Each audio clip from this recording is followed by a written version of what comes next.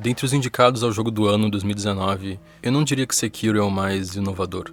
Ele certamente chama atenção por várias dinâmicas de abordagem, algumas eu vou comentar nesse vídeo, mas em essência é um jogo de luta em terceira pessoa com o objetivo de destruir um inimigo. Nada tão diferente do que a indústria tem entregado nos últimos anos, principalmente se for comparar com outros trabalhos que estão concorrendo ao jogo do ano. Death Stranding é certamente um jogo mais ousado em premissa, e tem muita gente caindo em cima dele exatamente por isso. O jogo não tem uma mecânica de combate e, diferente do que o orçamento enorme e elenco caro davam a entender, é um jogo menos centrado em ação e mais direcionado em evitar conflitos do que propriamente engajar neles.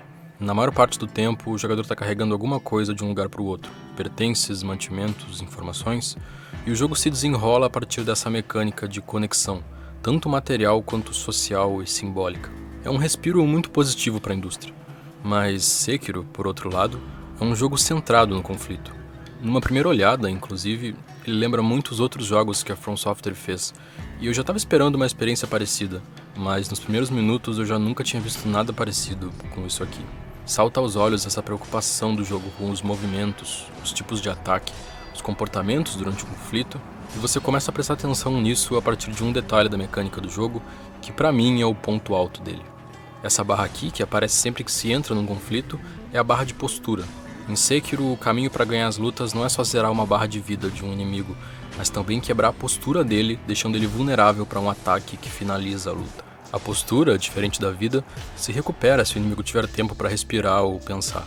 Então, se você der muito espaço ou tempo de reação, pode ser que a luta praticamente comece do zero porque ele recuperou a postura. Essa mecânica caminha junto com outra coisa muito importante do jogo, o parry ou movimento de aparar um golpe. Se você aperta o botão de defesa logo antes de um ataque do inimigo, ele sofre dano de postura e a sua continua a mesma. A defesa vira literalmente uma forma de ataque e é possível ganhar uma luta só defendendo na hora certa. Eu acho que essas duas coisas te ensinam como se deve jogar aqui, porque apesar de o Sekiro lembrar os outros jogos da empresa, como Dark Souls e Bloodborne, até no quesito de dificuldade, ele é completamente diferente em como se jogar. Dark Souls, por exemplo, tem uma jogabilidade dura, pouco dinâmica, e que se encaixa bem na proposta do jogo. Os inimigos ali são demônios e entidades bem num estilo de Lovecraft mesmo. E você não tá encarando eles de igual para igual. Aquilo tá além da capacidade e da compreensão do personagem. E a abordagem para lutar é jogar o mais defensivamente possível, esquivar de tudo que o inimigo fizer e esperar um dos curtos momentos de vulnerabilidade para atacar. Parece que a empresa colocou alguns inimigos logo no início de Sekiro, quase como um aviso de "Ei, não é assim que esse jogo funciona". A gente tem um instinto de tentar fugir ou esquivar desesperadamente de um ataque, especialmente quem já jogou Dark Souls, mas a barra de postura e a mecânica de parry dão as primeiras pistas de que o jogo exige outro tipo de abordagem. Na maior parte do tempo você vai tentar ser o mais agressivo possível e tentar manter a menor distância que der entre você e o inimigo, mesmo que ele seja uma ameaça enorme que possa te matar com um golpe só, e basicamente todos os boss são assim. Esquivar não só não funciona na maior parte das vezes, como o inimigo também não vai deixar tu esquivar. Isso dá um ritmo pro confronto no jogo que eu nunca tinha visto desse jeito. Se você tentar fugir, você gasta a postura correndo, o inimigo recupera porque tem tempo para respirar, e pior que isso, ele te alcança de uma forma que quase sempre é impossível de desviar. A inteligência artificial do inimigo tem esse elemento de reconhecer quando você tomou um apavoro e precisa parar para pensar, e diminui ao máximo essa janela, de forma que não tem como matar tempo na luta. O jogo te força a tomar decisões cruciais de o que fazer em janelas de tempo muito pequenas e manter um ritmo constante de ataque e defesa na hora certa, mesmo com um inimigo muito mais forte. Esses elementos juntos criam alguns dos encontros mais memoráveis que eu já vi em um jogo, em que até vários personagens que nem sequer são os bosses centrais do jogo são muito legais de se jogar. O ritmo das lutas no jogo se desenrola quase como uma dança, em que cada inimigo tem um estilo muito único de fazer. O combate é sim o elemento central do jogo, e prestando atenção, ele define todos os encontros de Sekiro com os outros personagens centrais.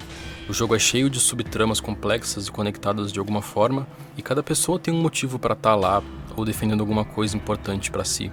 Os inimigos não são bidimensionais, e o que impressiona bastante é como o jogo traduz a filosofia e a busca de cada personagem na forma que eles lutam. Pegando o Ishin, por exemplo, um dos grandes antagonistas do jogo e que dedicou a vida para a guerra, em que ele enfrentou o limite entre a vida e a morte várias vezes, ele tem esse ataque que consiste em colocar toda a alma num único movimento.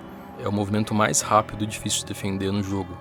そして戦では関わる者の願いやら企てやらが渦を巻きおる。肝に銘じておくがいい。赤炉よ。迷えば破れるぞ。Tem também esse personagem que você encontra que destoa muito do resto do jogo.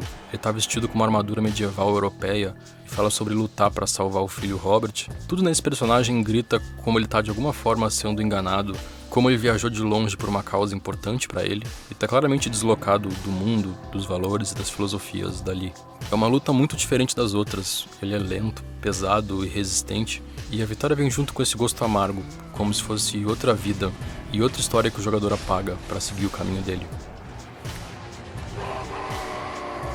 As lutas importam e as mortes carregam peso porque os personagens importam, e é como se o jogo entendesse algo muito fundamental daquele contexto em que a história está sendo contada.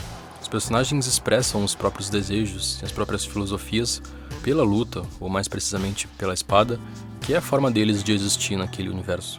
E cada um vai fazer isso de uma forma muito diferente, o que contribui para a dificuldade tão comentada do jogo.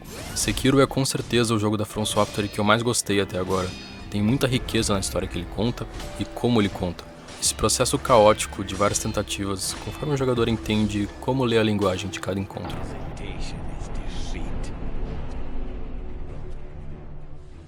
Meu nome é Otávio e o vídeo de hoje fica por aqui.